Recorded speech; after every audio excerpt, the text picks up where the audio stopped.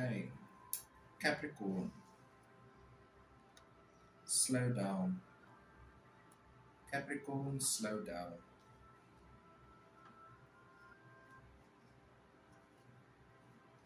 Capricorn, slow down.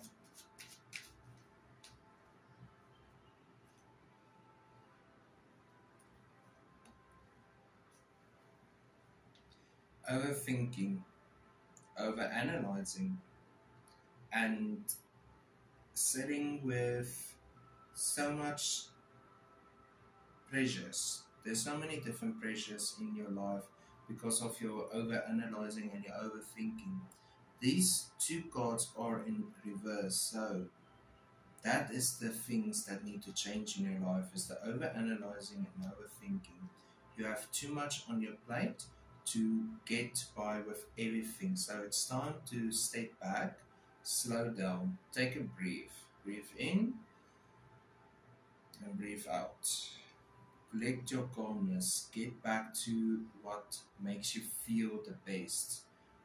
Go back to the best version of you before all of the stress and unnecessary things in your life. The Sun reverse.